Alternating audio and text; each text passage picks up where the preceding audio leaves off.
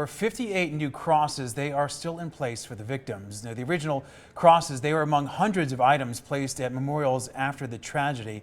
And now the county needs your help in archiving these items. 13 Action News anchor Carla Wade is live to explain how you can help the process. Carla. Yeah, Todd and Tricia, of course, no one that was in our city on that day will ever forget 1 October.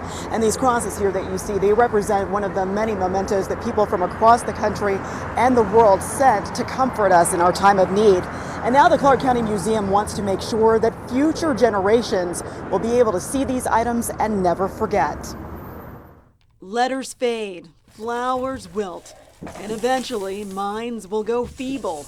But for more than 24 volunteers at the Clark County Museum, the mission is in the remembrance.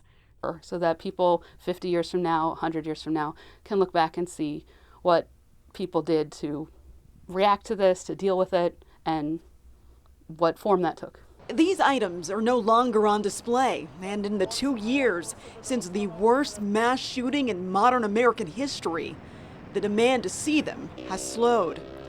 And Cynthia Sanford laments that the collection won't be truly complete without the narratives of family members, shooting victims, and survivors. If you left something at one of the memorials and want to tell us your story, what you left, why you thought it was important, we would love to hear from you. Over the last 2 years, volunteers worked 8,500 hours to catalog and categorize our collective grief. When you look back at history, sure, you see the dates and you see, the important people, but it's equally important to see everyday life. And one of those aspects of everyday life is mourning and grieving. Thousands of items were left near the Welcome to Las Vegas sign and near the shooting site at Las Vegas Boulevard in Reno in the wake of the 1 October shooting. Thousands more were sent here from all over the world. We also collected items that people sent to Metro or to the Clark County Fire Department, and also people just generally sent to the area.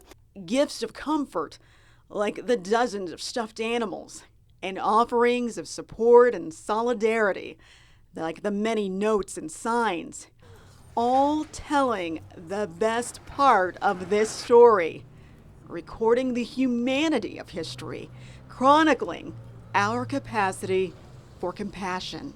And so we have this collection that is totally unique, and we'll have it hopefully forever.